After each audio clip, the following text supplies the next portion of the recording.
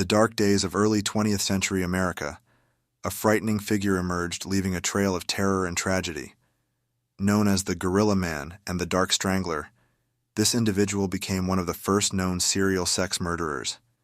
His life was marked by trauma, a strict religious upbringing, and horrific acts of violence. As he grew older, his life took a turn for the worse. His story serves as a chilling reminder of the darkness that can exist within a person. This is the story of Earle Nelson. Before we start, please subscribe my channel. Your one click gives me a boost of adrenaline. So let's begin this chilling story. Earle Nelson, also known as the Gorilla Man or Dark Strangler, was an American serial killer, rapist, and necrophile born on May 12, 1897, in San Francisco, California. He was the son of Frances Nelson, an Iowa-born mother of Danish and Irish descent, and James Carlos Farrell, whose ancestry was Jewish. Both of his parents died of syphilis before he turned 2 years old. Afterward, he was sent to live with his maternal grandmother, Jenny Nelson, a devout Pentecostal, who raised him alongside her 2 younger children, Willis and Lillian, who were 10 and 8 years older than him.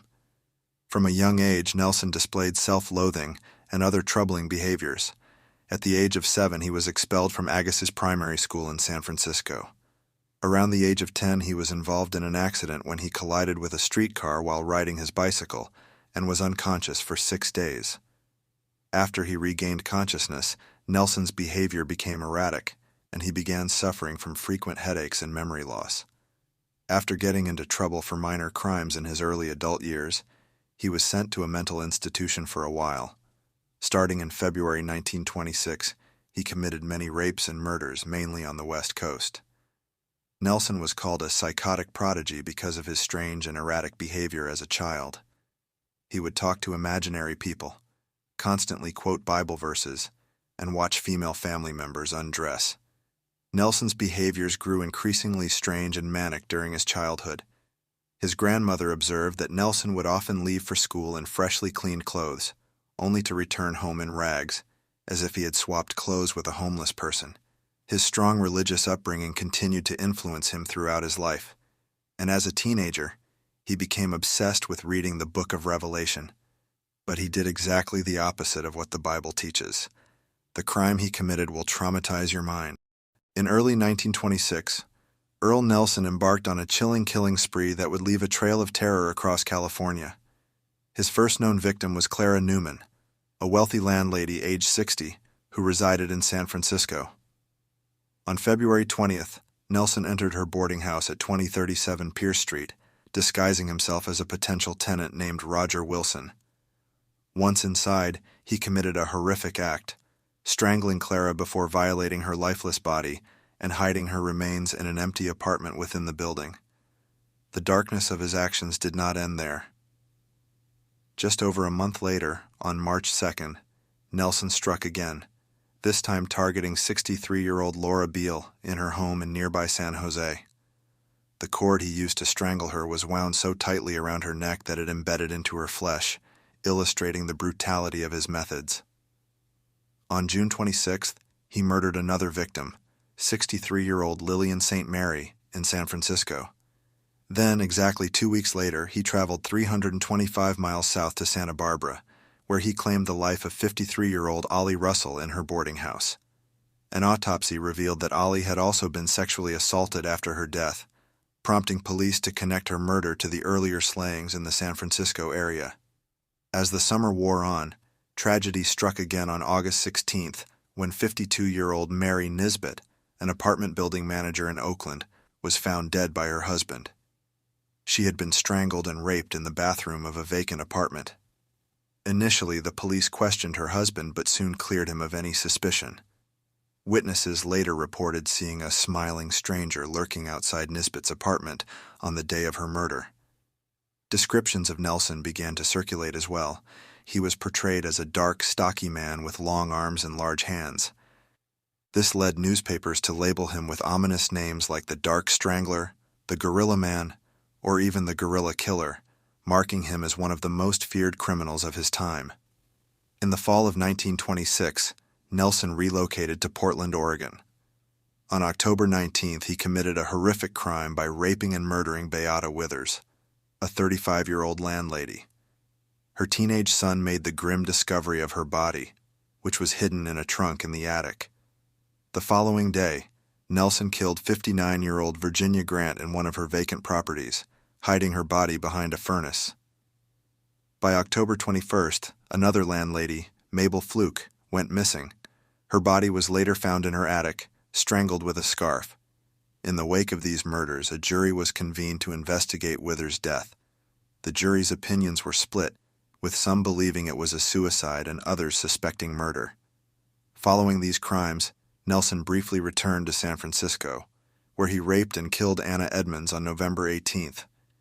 Initially, the police hesitated to link this crime to the Dark Strangler, but a friend of Edmonds reported seeing her talking to a strange man shortly before her death, matching the Strangler's description.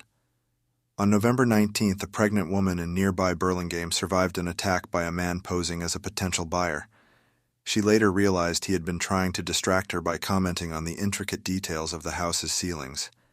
To prevent further murders, law enforcement in California and Oregon issued public safety warnings, particularly advising elderly women to be cautious when renting rooms. In Portland, officials advised women not to go to their homes alone and to ask for police help if needed. Nelson continued his violent actions, moving east and murdering 53-year-old Mary McConnell in Philadelphia on April 27, 1927. He stole jewelry from her house and tried to sell a watch he had taken from her. The following month in Buffalo, he killed another 53-year-old woman, Jenny Randolph, and hid her body under a bed. On June 1st in Detroit, he murdered Fannie Mae, who managed a boarding house along with a boarder named Maureen Atorthy. The owner of the building found their bodies. Just 2 days later, he killed 27-year-old Mary Cecilia Sietsma in Chicago. In June 8, 1927, in Winnipeg, Canada, 14-year-old Lola Cowan disappeared while selling flowers. 2 days later, another woman named Emily Patterson was found dead under her son's bed. She had been raped and killed, and several items were stolen from her home. A knife found at the scene matched one used in earlier murders. The day after Patterson's murder, a local jeweler unknowingly bought her wedding ring from Nelson, who had also sold stolen clothes at a second-hand store. After a citywide search, police discovered Cowan's mutilated body under a bed in Nelson's room. This shocking find led to a reward for information about Nelson's capture, prompting people to come forward with tips about where he might be. One tip came from a motorist who said he had given Nelson a ride from Emerson to Winnipeg on the day Cowan went missing. Assuming that Nelson had fled to the United States, Canadian police sent his descriptions to all U.S. police stations and post offices. In the following days, there were reported sightings of Nelson in Regina, Saskatchewan, and Boissevin, Manitoba. On June 14th, a man matching Nelson's description, who gave his name as Mike Mowski, was arrested in the border town of Warroad, Minnesota by customs officers. However, he escaped the next day. On June 16, 1927, constables in Killarney, a Manitoba border town located 20 kilometers 12 miles from the North Dakota border, arrested a man named Virgil Wilson, who also fit Nelson's description. His calm and cooperative demeanor led the constables to believe they had the wrong person. Wilson was placed in the local jail, but he managed to escape that same evening. Unfortunately for him, he tried to catch the same train that was transporting members of the Winnipeg police and was recaptured 12 hours after his escape. He was officially arrested again the next morning by an officer from the Crystal City Police Department on a rail line 75 kilometers and 47 miles east of Wacopa. Nelson was taken to the Rupert Street Police Station in Winnipeg, where he was photographed, fingerprinted, and measured for identification lineups. Approximately 4,000 spectators gathered outside the station, eager to catch a glimpse of the accused man. Photographs of Nelson taken by the Winnipeg police were sent to police departments across the U.S., leading to positive identifications from witnesses in Illinois and California, who recognized him as the unknown renter they had encountered. Fingerprints sent from the San Francisco Police Department confirmed his identity as Earle Nelson. His fingerprints matched those found at several crime scenes, and his dental records matched bite marks on victims. Initially, Nelson admitted to his crimes, bluntly telling reporters, "I only do my lady killings on Saturday nights." However, he later retracted his confession and claimed innocence. Despite efforts by both U.S. and Canadian law enforcement to elicit confessions, Nelson refused to admit to any of the murders he committed. At the time of his arrest, Nelson was wanted in 6 U.S. cities and was held for trial in a Manitoba court for the murders of Cowan and Patterson. Nelson's trial was supposed to start on June 27, 1927, but it was postponed at his attorney's request and began instead on November 1st at the Winnipeg Law Courts building.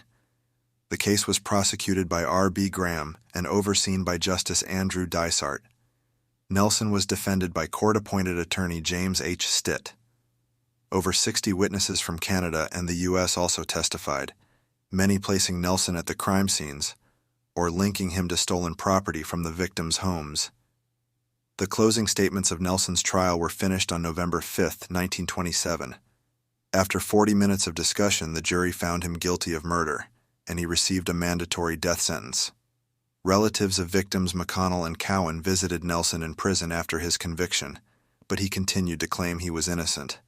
Nelson was executed by hanging at 7:30 a.m. on January 13, 1928, at the Vaughan Street Jail in Winnipeg. His final words were, "I forgive those who have wronged me." So this was the story of Nelson the Gorilla Killer.